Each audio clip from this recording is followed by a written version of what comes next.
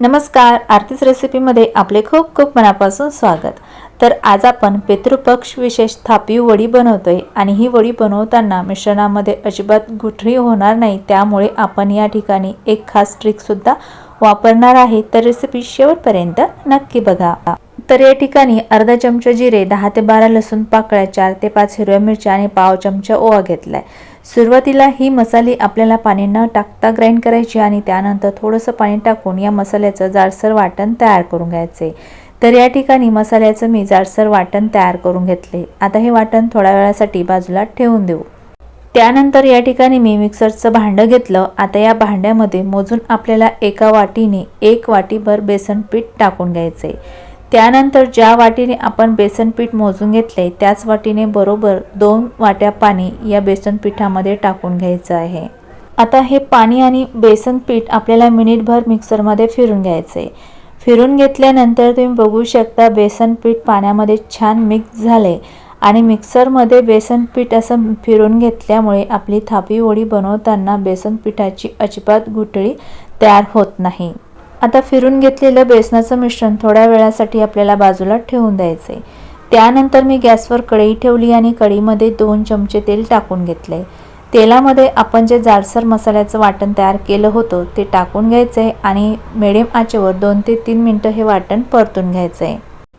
3 मिनिटांनंतर या फोडणीमध्ये पाव चमचा हळद घालायची आणि थापी वडीच्या आकाराने आपल्याला फोडणीमध्येच अर्धा चमचा मीठ टाकून घ्यायचे। आता परत ही फोडणी मिनिटभर अशी तेलामध्ये परतून घ्यायची आहे। 1 मिनिटानंतर आपण जे मिक्सरच्या भांड्यामध्ये पाणी आणि बेसन पीठ फिरून घेतलं होतं ते सर्व आता या कढईमध्ये टाकून घ्यायचे।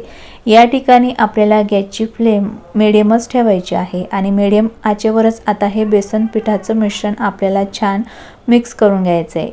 मिक्स करत असताना कढईच्या काठेला कढईच्या मध्ये असं छान चमच्याने एकजीव करून घ्यायचं आहे।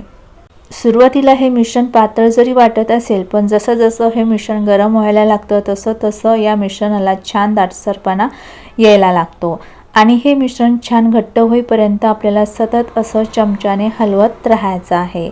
2 ते 3 मिनिटांनंतरच तुम्ही या ठिकाणी बघू शकाल मिश्रण आता हळूहळू दाटसर व्हायला सुरुवात झाली आहे। तर आता हे मिश्रण चांगलं दाटसर होईपर्यंत आपल्याला छान असं चमच्याने मिक्स करत राहायचं आहे, म्हणजे बेसनाची आपली गुठळी तयार होणार नाही। अगदी थोड्याच वेळामध्ये तुम्ही बघू शकाल की या ठिकाणी आता हे मिश्रण छान दाटसर झालेलं आहे। असं मिश्रण छान दाटसर झाल्यानंतर चमच्याला लागलेलं मिश्रण काढून कढईमध्ये टाकायचे आणि त्यानंतर मध्यम आचेवरती आपल्याला 2 ते 3 मिनिटांसाठी या कढईवर झाकण ठेवून द्यायचं आहे। 3 मिनिटांनंतर कढईवरचं झाकण काढून घ्यायचे आणि परत थापी वडीचं मिश्रण मिक्स करून घ्यायचं आहे। बघू शकता या मिश्रणामध्ये अजिबात गुठळी झालेली नाही, पण अजून आपलं थापी वडीचं मिश्रण शिजलेले नाही। तर परत आपल्याला चमच्याला लागलेलं मिश्रण काढून कढईमध्ये टाकायचे आणि परत मध्यम आचेवर आपल्याला 2 ते 3 मिनिटांसाठी या कढईवर झाकण ठेवून द्यायचं आहे। परत 3 मिनिटांनी कढईवरचं झाकण काढून घ्यायचे आणि परत मिश्रण मिक्स करून घ्यायचे। तर बघू शकता या ठिकाणी आता मिश्रणाचा छान गोळा तयार झालेला आहे आणि हे थापी वडीचं मिश्रण आपण 6 ते 7 मिनिटं मध्यम आचेवरती शिजून घेतलेलं आहे। तर आता हे मिश्रण आपलं थापी वडीसाठी शिजलेलं आहे की नाही ते बघायचे।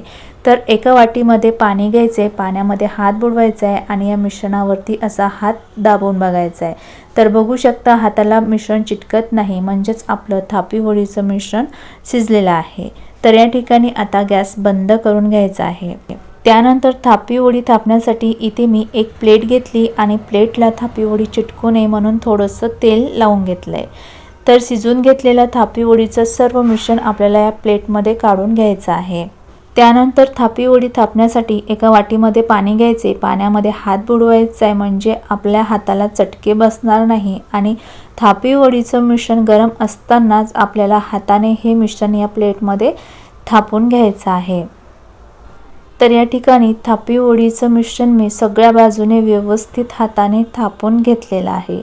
आता या मिश्रणाच्या वरती आपल्याला थोडासा कट केलेला कोथिंबीर टाकून घ्यायचा आहे आणि कोथिंबीर सुद्धा आपल्याला थापी वडीच्या मिश्रणावर असा थोडासा थापून घ्यायचा आहे।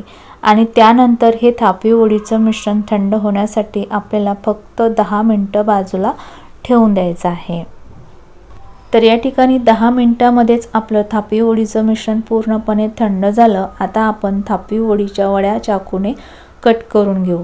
तर बघू शकता एकदम मस्त असं आपलं थापी वडीचं मिश्रण चाकूने कट होत आहे आणि या ठिकाणी डायमंड आकाराच्या थापी वड्या मी कट करून घेत आहे। तुम्ही हव्या त्या आकारामध्ये थापी वडी कट करून घेऊ शकता।